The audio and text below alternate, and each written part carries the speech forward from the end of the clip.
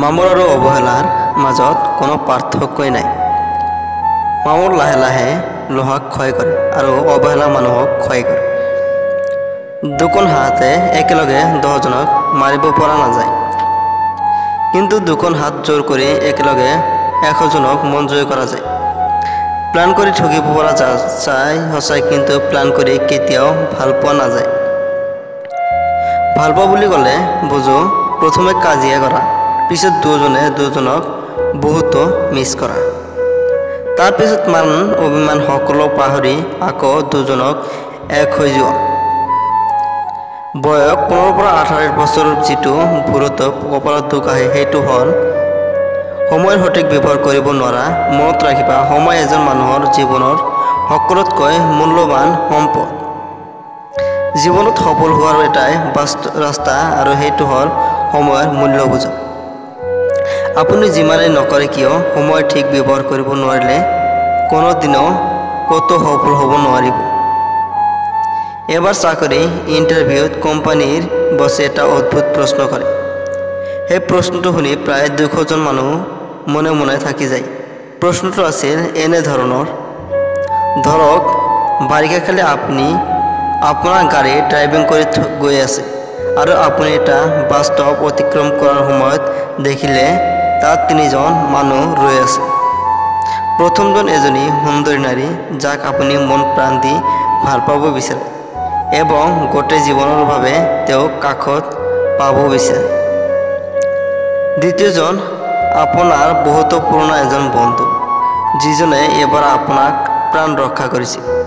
আৰু তৃতীয়জন এজনী বৃদ্ধা মহিলা যাক দেখাত একেবাৰে অসুস্থ লাগিছিল, কিন্তু আপোনাৰ গাড়ীত কেৱল মাত্ৰ এজনকেই বহিব দিয়া সম্ভৱ। এইটো অৱস্থাত আপুনি কাক আপোনাৰ গাড়ীত বহিব দিব? বৃদ্ধা মহিলাগৰাকী, কাৰণ এইটো নৈতিকভাৱে প্ৰশ্ন আৰু 3জন ভিতৰত অৱস্থাত সকলোতকৈ বেয়া। আপুনি আপোনাৰ বন্ধুক উঠাব পাৰে কিয়নো তেওঁ এবাৰ আপোনাৰ প্ৰাণ ৰক্ষা কৰিছিল, কিন্তু বন্ধুৱে এবং বৃদ্ধা দুজনকে এৰিলগীয়া হ'ব যদি আপোনাৰ পচন্দৰ মানুহজনক হেৰাব নিবিচাৰে। প্ৰায় 200জন প্ৰাৰ্থীক এইকেইটা প্ৰশ্ন কৰা হৈছিল এবং তেওঁলোকৰ মাজত এজনৰ উত্তৰ আছিল সম্পূৰ্ণ বেলেগ। তেওঁক চাকৰি দিয়া নাছিল।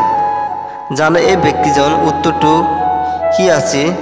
তেওঁ একেবাৰে সহজতেই কৈছিল, এনেকুৱা পৰিস্থিতি মই গাড়ীৰ পৰা নামি চাবিটো পুৰণা বন্ধুৰ হাতত দি ক'লোঁ, হয় বৃদ্ধা মহিলাজনীক হস্পিটেলত এৰি দিবা আৰু প্ৰিয় মানুহজনৰ হাত ধৰি ৰৈ থাকিলেও হয় যিমান দেৰি পৰ্যন্ত পৰৱৰ্তী বাছ নাহে। এই উত্তৰটো সকলোৰে দৃষ্টিভংগী সলনি কৰি দিছিল এবং সকলোকে এইটো ভাবিবলৈ শিকাইছিল যে ব্যতিক্ৰম কিছু ভাবা। সকলো সফলতা এবং জীৱনক সমৰ্থক কৰাৰ ক্ষমতালৈ জন্ম লয়, কিন্তু এজন সফল হয় যিজন ব্যতিক্ৰম। সেয়ে সকলো সময়ত নিজকে ইউনিক কৰাৰ চেষ্টা কৰিবলৈ মনত ৰাখিবা। এটা ফ্ৰেছ চিন্তাই আপোনাৰ জীৱনত পৰিৱৰ্তন আনিব পাৰে। দূৰৰ পৰা মানুহক বহুতো সুখী যেন লাগিলেও কাষলৈ নোযোৱা পৰ্যন্ত বুজা নাযায় তেওঁ কিমান সুখী। এদিন পেঞ্চিল ৰবাৰক ক'লে, পেঞ্চিল, আই এম চৰি ৰবাৰ, কিন্তু কিয়? পেঞ্চিল, মোৰ প্ৰতিটো ভুল কামৰ বাবে তুমি কষ্ট পোৱা এবং নিজকে শেষ কৰা। ৰবাৰ, এইটোতো মোৰ কাম, তোমাৰ ভুল ধৰি দিয়া যাতে তুমি সঠিক কামটো কৰিব পাৰা এবং তোমাৰ উপকাৰ কৰোঁতে কৰোঁতে এটা সময়ত মই শেষ হৈ যাম। সৰু এই গল্পটোৰ ব্যাখ্যা কি জানে?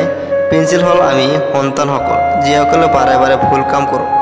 ৰবাৰ আমাৰ সেই মা দেউতাক যিসকলে গোটেই জীৱনত আমাৰ ভুল ধৰি দি এসময় নিজকে শেষ হৈ যায়।